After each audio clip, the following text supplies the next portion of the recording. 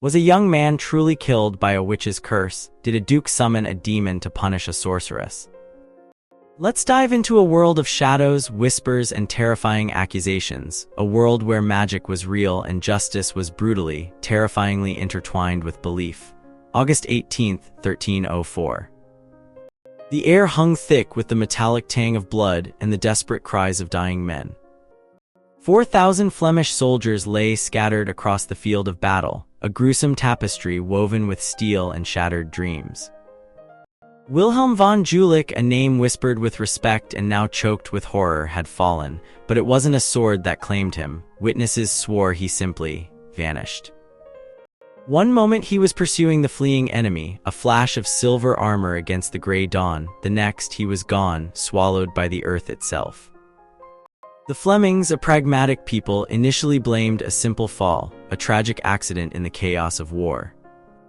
But then the rumors began, carried on the wind like a chilling premonition. Magic.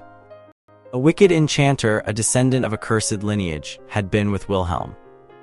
He'd promised invisibility, a shield against the enemy, a whispered enchantment, a desperate bargain struck in the heat of battle. But the enchantment hadn't protected Wilhelm, it had betrayed him.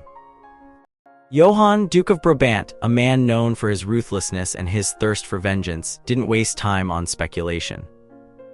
He hunted down the enchanter, a shadowy figure named only as a wicked enchanter from a wicked family. The interrogation was brutal, a slow, agonizing unraveling of secrets. The enchanter confessed, detailing the incantation, the promise of invisibility. But he didn't offer an explanation for Wilhelm's demise. Instead, he described the demons summoned, a grotesque mockery of a passion play figure, hornless and terrifying, a creature summoned to fulfill a deadly pact. The Duke, a man who understood the language of power, ordered the enchanter's punishment, a brutal spectacle of pain, a warning to all who dared dabble in the dark arts. Fast forward to around 1350. In the quiet village of Lautzchen, Saxony, a young man named Heinrich lay dying, consumed by a mysterious illness. His father, desperate and grief-stricken, turned to justice. He accused two women, Marion and Margot, both prostitutes, of poisoning his son with their magic. The legal arguments were complex, a tangled web of tradition and suspicion. Could these women, women of simple lives and questionable reputations, be responsible for a death? The court wrestled with the question, mindful of the risk of condemning innocent women to a horrifying fate. The prosecution argued that the women had deliberately sought to harm Heinrich, invoking the devil's name and performing dark rituals. The defense countered that the evidence was flimsy, that the illness could have been caused by any number of natural factors. But the court, guided by a shrewd understanding of human psychology and the pervasive belief in witchcraft, leaned towards the accusations. The women confessed, detailing their ritual two garlands, a summoning of the devil, a plea for vengeance against Heinrich's former lover. The details were chilling, the devil appearing in a grotesque form, the whispered commands, the promise of retribution. The court acknowledged the lack of definitive proof, no visible wounds, no trace of poison. But they recognized a pattern, a history of deceit and manipulation. Marion and Margot had a reputation for using their charms and their knowledge of dark arts to influence men, to extract favors and money. They were skilled deceivers, accustomed to bending the truth to their advantage. The court ruled that their testimony, combined with their past behavior, was sufficient to establish guilt. They were punished not with death but with a far more insidious form of torment, a relentless cycle of interrogations and accusations, a constant reminder of their transgression. Then, in 1390, Paris became a stage for a particularly disturbing act of dark magic. Marion, a woman driven by wounded pride and a desperate desire to reclaim her lost love, sought the help of Margot, another prostitute with a reputation for dabbling in the occult. Their plan to curse Heinzelin, the man who had betrayed her. The ritual was elaborate, involving two garlands and a direct invocation of the devil. The demon appeared, a horrifying figure with no horns, and delivered the curse, a promise of unending misery for Heinzelin and his new wife. The details of the ritual were chilling: the whispered commands, the invocation of dark powers, the palpable sense of dread. But the court, led by a pragmatic judge, recognized the absurdity of the situation. They acknowledged that the women were attempting to manipulate events through supernatural means, but they dismissed the ritual as a childish fantasy. They were punished not for committing murder, but for wasting the court's time with their foolish claims. As the centuries rolled on, the accusations grew bolder, the rituals more elaborate. In 1497, Heinrich Institorus, a powerful inquisitor, issued a chilling decree. He was determined to root out the heresy of female witches, a widespread belief that women were using their cunning and their knowledge of herbs and potions to inflict harm on their neighbors.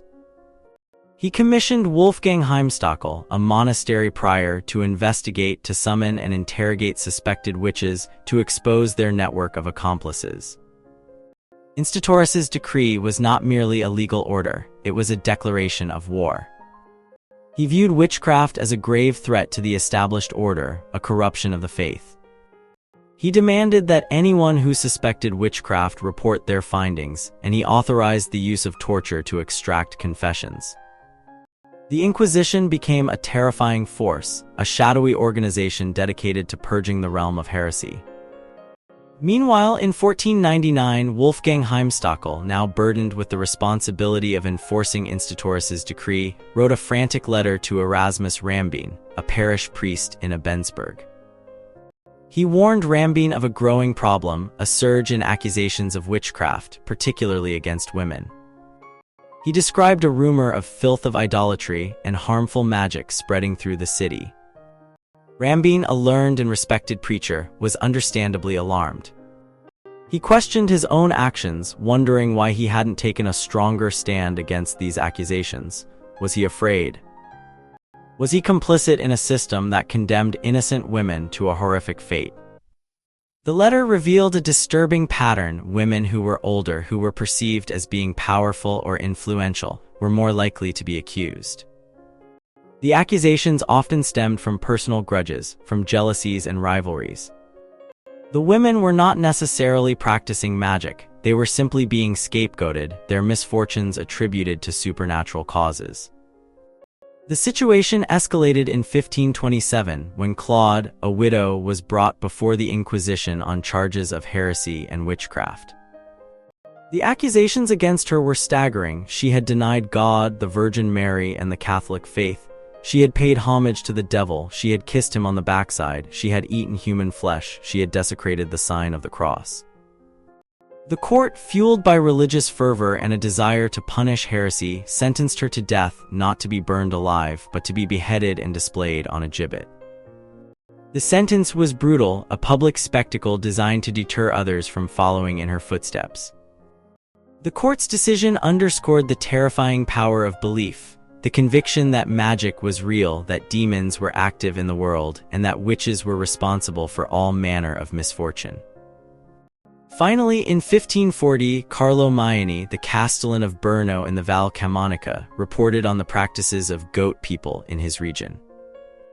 These were not ordinary villagers, they were participants in ancient, pagan rituals, gatherings held on mountaintops where young women, influenced by their mothers, performed bizarre ceremonies, spitting on the ground, trampling on symbols of the Christian faith, and dancing with demons. The rituals culminated in a lavish banquet, presided over by a demon riding a magnificent horse. The accounts were unsettling, a glimpse into a world where ancient beliefs and dark magic still held sway. The rituals were not simply harmless games, they were acts of defiance, a rejection of the Christian faith.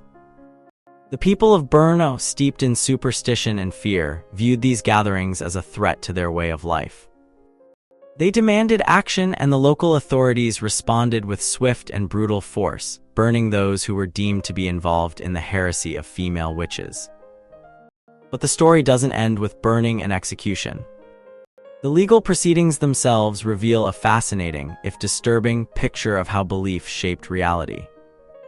The courts struggled to define witchcraft, to establish proof, to determine guilt. They relied on circumstantial evidence, on hearsay, on the testimony of unreliable witnesses. They used torture to extract confessions, subjecting accused women to agonizing pain and psychological manipulation. The trials were often biased, driven by prejudice and fear. Women who were poor, who were unmarried, who were accused of being unnatural, were more likely to be targeted. The accusations often served as a means of settling personal scores, of eliminating rivals, of reinforcing social hierarchies. The stories of witchcraft and magic reveal a world where the boundaries between reality and fantasy were blurred, where belief shaped perception and where fear fueled persecution. The trials were not simply legal proceedings, they were expressions of religious fervor, of social anxieties, of a deep-seated need to control the unknown. Were these women truly witches, wielding supernatural powers?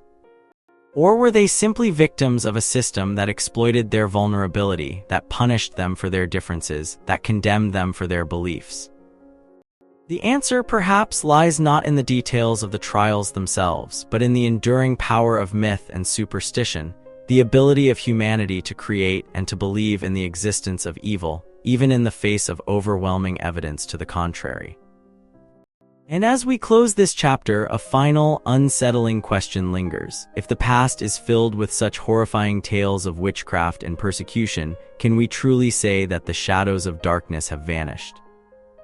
Or do they still lurk in the corners of our minds, waiting to be awakened by fear and prejudice?